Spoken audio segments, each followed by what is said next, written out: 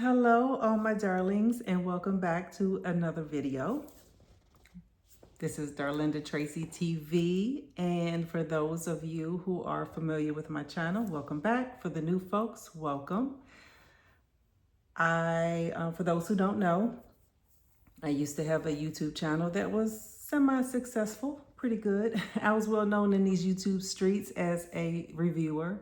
I used to do Ready to Love. That was my claim to fame. And I'm revamping my channel. I lost my last one, so I'm coming back years later and just doing something different. So hopefully I won't have to keep repeating this every video I do, but it's to let folks know a little history of my channel. So now I am just doing lighthearted conversations, short conversations, just talking about, when I say random topics, extremely just random topics. Whatever I feel like talking about, basically, I'm coming on here discussing. It's very lighthearted. You don't have to worry about drama over here. No politics, no doom and gloom, all just happy conversations, okay? So if you're looking for that, welcome. Maybe you just need a break from everyone else and you want to come over here and listen to a quick short video about something that interests you.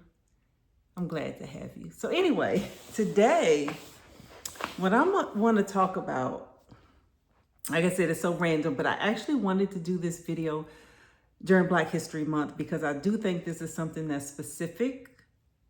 Let me change that. Something that's not specific to Black folks, but something that is very common for us that we do. So, are you eating off your good china? Or is it in a china cabinet, just being watched? I know y'all are familiar with that. Growing up, we have seen our grandmothers, our moms, with that china cabinet. Most of them are passed down through generations. And the china is also passed down through generations also. So it's that same china that's been just sitting there for years. Maybe your mom would pull it out for a dinner party, holidays maybe, or you just have a special guest she's entertaining and you eating off the good dishes. The regular dishes are in the kitchen, but the good stuff is in the china cabinet. Because we don't eat off that every day. In fact, don't even touch it. Don't even throw anything near it and get away from it. Don't bump it. Don't break nothing, okay? We're all used to that. Well, let me just tell you a story about my fabulous grandmother. She lived to be almost 100. She died actually right before her 100th birthday. So she lived to be 99 and she was just fabulous. I'm going to try to put a picture up of her. Those who know. If you know Elizabeth Glover, you know. So she left the South when she was 14 and she moved to Washington, D.C.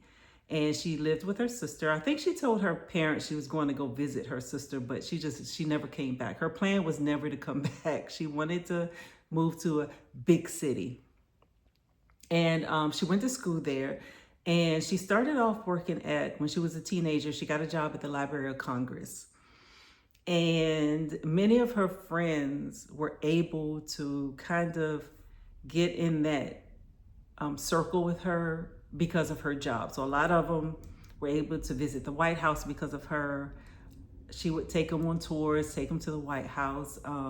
My mom also growing up, when my mom, I think, will turn 18 or 19, my grandmother got her job at the Library of Congress too. So my grandmother moved around senators, politicians. In fact, back in the day, when the U.S. was friendly with Cuba, my mother, I think, has a picture with Fidel Castro when she was younger. So that's kind of the history of my grandmother. And she went to functions, but working at the Library of Congress and meeting these senators and other people, she also would work for their families. So as we know, back in the day, most of our grandparents, whatever, cleaned houses. That was side money for them. They would clean rich folks' homes. And that's what she did. She cleaned a lot of the senators' homes, and they treated her as family.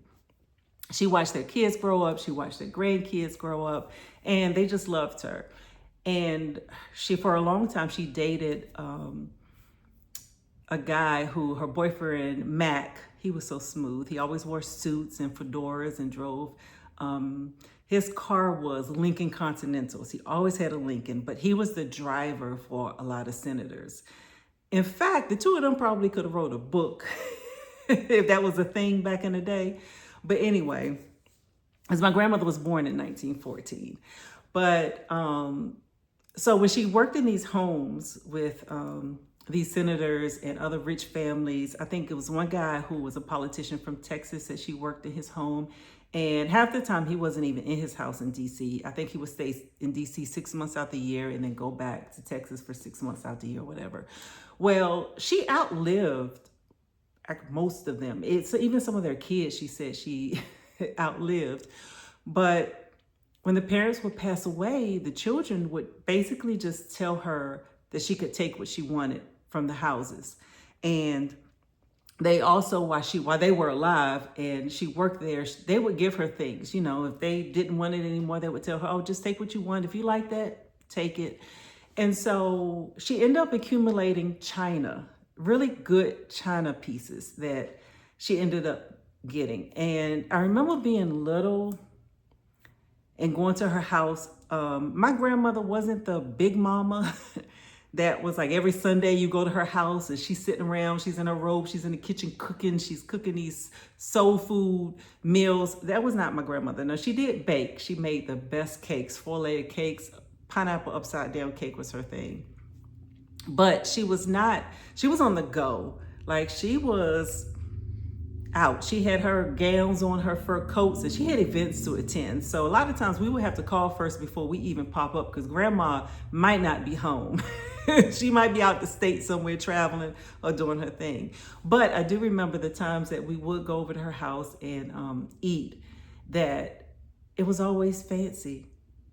The china was always just nice. And I remember always thinking, boy, my grandma is just so fancy. You know, she's got little teacups. She's got the whole set out and everything. And this is just nice. Like, I want to be like my grandmother. You know, she was the type that would have her robe on and her furry slippers walking through the house. Always just such a lady. And some of that china, she ended up giving to my mom. Of course, you know, she got older. She really stopped cooking. She wasn't hosting parties or cooking or anything. So she gave that stuff to my mom. Well, my mom put it in a china cabinet. All that, you know, it was in her china cabinet. And so, and there was a lot of it too, a lot of pieces. And my mother eventually, well, when she moved out of our house that we grew up in, my parents moved out into a smaller townhome. She couldn't take her china cabinet with her, and there was really no space for this china. And she wasn't eating off of it. You know, it was on display. So she says, well, you know, it's time to pass it on down to me. So she gave it to me. And I remember I asked my grandmother, I said, Grandma, I got all this china. What am I supposed to do with it? And being my grandmother, Elizabeth Glover, how she was, she looked at me and said, what do you mean? You eat off of it. That's what I did. And I remember thinking, the good china? Eat, like, just every day put it and eat off of it? Why would I do that? And she was just confused, looking at me like, what else are you supposed to do with it? That's what I did with it. That's what, like, eat off of it. And then it dawned on me at a big grown age. My grandmother spent years cleaning this china, washing it, cleaning behind folks while they ate off of it. She got it. Why would she not eat off of it? Like, why would she not? Eat off of the china. Eat. Like, what are you waiting for? What are you saving it for? They ate off of it.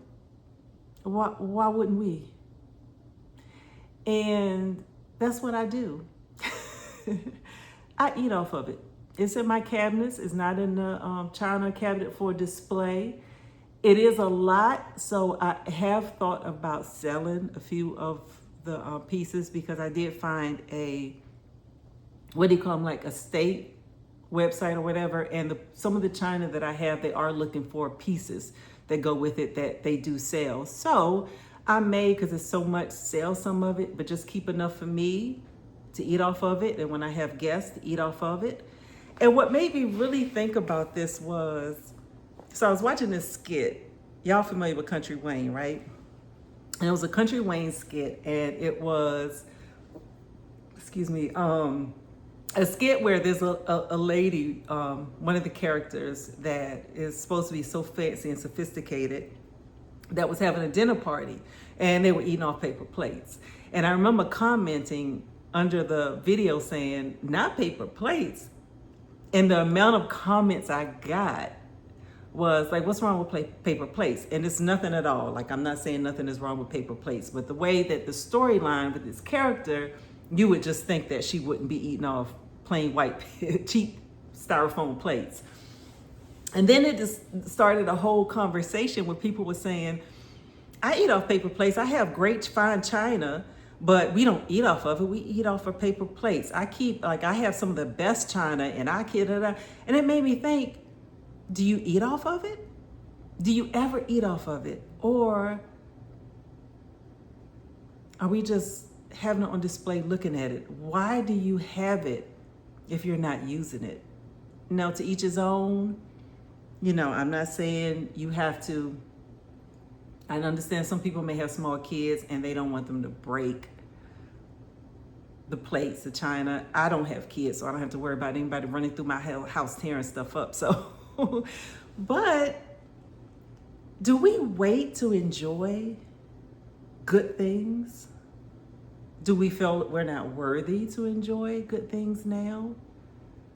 Or do we just continue to pass these things down forever, never using them, just to be looked at, to eventually get into a generation that could care less and probably won't keep them anyway? I'm going to use them, because I know my grandmother, although she never said it, I can only imagine the work she put in and how owning these plates, maybe what it meant to her. So I'm going to eat off of them.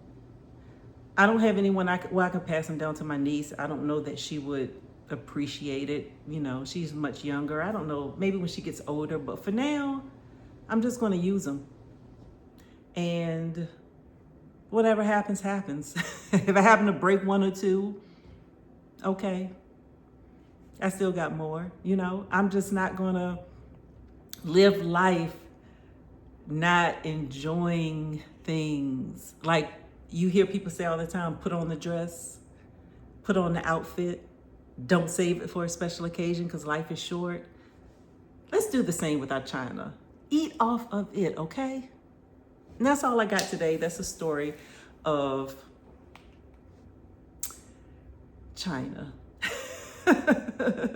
In my family, my story of Elizabeth Glover and all her fanciness and the things that she enjoyed in life that I also plan on enjoying, that she worked hard at one point for.